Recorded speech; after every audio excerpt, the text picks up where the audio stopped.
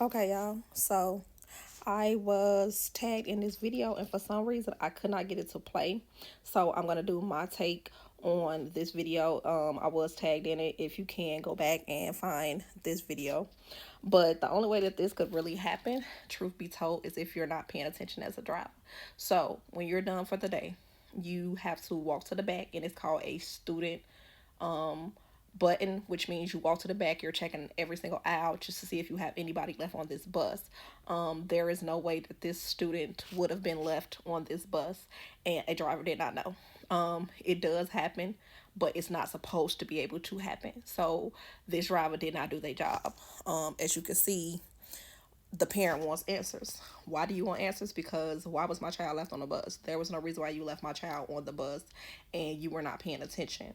So after you do your post trip, you do your make sure your lights and everything is working as well. Even though you're not going to start the bus right now, you still make sure that everything is working, and you go side to side, row to row, to see if there is a student left on the bus. And then you get all the way to the back, you press this button to let yourself know and the cameras and everything else know, and your dispatch know that you've already checked the bus to make sure there are no students in the bus. So when this driver did this, you could have just kept going. It's plenty of times I walk past and I've seen items left on the bus, but never a student, because when you're walking all the way to the back of the bus, now this is a regular ed bus, so this is not a special needs bus. So this bus is the full 12 rows of seats. So in those 12 rows, you did not see this 3-year-old. Whether this 3-year-old was laying down, sleep, or whatever, it still doesn't make a difference. Regardless, you have to go all the way back to the yard. The rules, I don't know if they apply in this district, but the rules is if you go back to the yard and there's a child on the bus, you are automatically terminated because you did not do your job. Because firstly, you're supposed to actually check after your route that you stopped that every child is let off the bus. At 3, this child is what, a pre-K, so they should have been sitting in the front seats anyway. And you're supposed to learn to remember what students that you got on your bus. It's now January, so in January, we know our students. We know where they get off the bus at. We know their stops.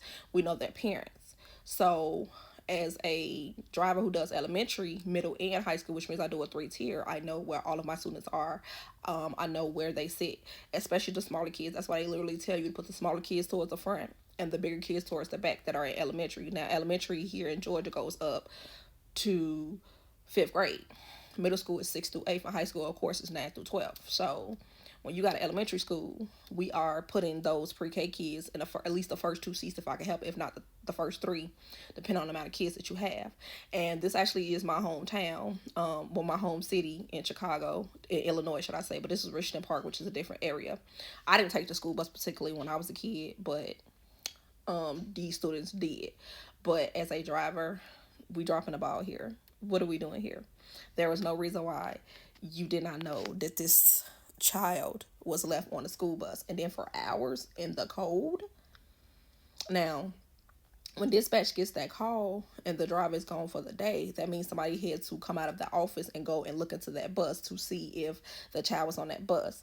So when they went to the bus, they realized that the child was on the bus, and the child was probably already crying because it's cold and it's dark and it's quiet.